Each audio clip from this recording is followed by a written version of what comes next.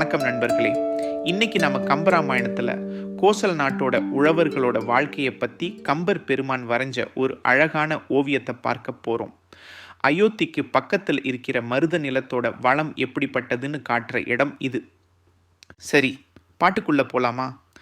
எரிதரும் அரியன் சும்மை எடுத்து வானிட்ட போர்கள் குறிகளும் போற்றிக் கொள்வார். கொன்ற நெல் குவைகள் செய்வார். வறியவர்க்கு உதவி மிக்க விருந்து உணமனையின் உய்ப்பார். நெறிகளும் புதைய பண்டி நிறைத்து மண்ணெளிய ஊர்வார்.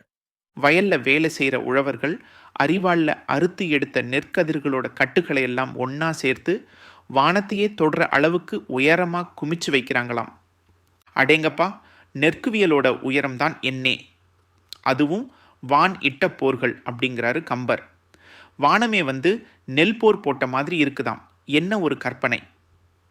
அப்புறம் அந்த நெற்போரில் தங்களுடையதுன்னு அடையாளம் தெரியறதுக்காக சாணம் மண்ணெல்லாம் கலந்து ஒரு குறி போட்டு வைக்கிறாங்களாம்.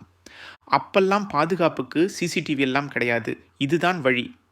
குறிகளும் போற்றிக் கொள்வார்னு கம்பர் சொல்கிறது இதைத்தான். அடுத்து கதிரடிச்சு நெல்மணிகளை எல்லாம் தனியாக பிரித்து அதையும் பெரிய குவியலாக குமிச்சு வைக்கிறாங்க. கொன்ற நெல் குவைகள் செய்வார் நெல்லை கொள்றாங்களாம். அதாவது கதிரிலிருந்து நெல்லை பிரிக்கிறத கம்பர் இப்படி நயமாக சொல்கிறார். அதுக்கப்புறம் களத்து மேட்டுக்கு வர்ற ஏழை எளியவங்களுக்கு உழவர்கள் அள்ளி அள்ளி கொடுக்குறாங்களாம்.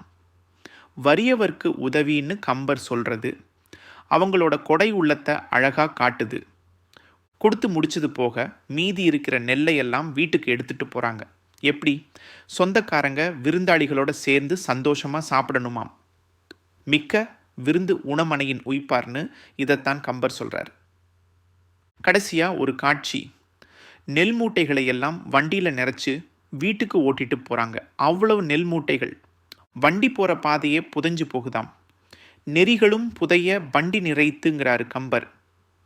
அது மட்டுமா, பூமியே நெளிஞ்சு கொடுக்குதாம் அந்த பாரத்தை தாங்க முடியாமல்.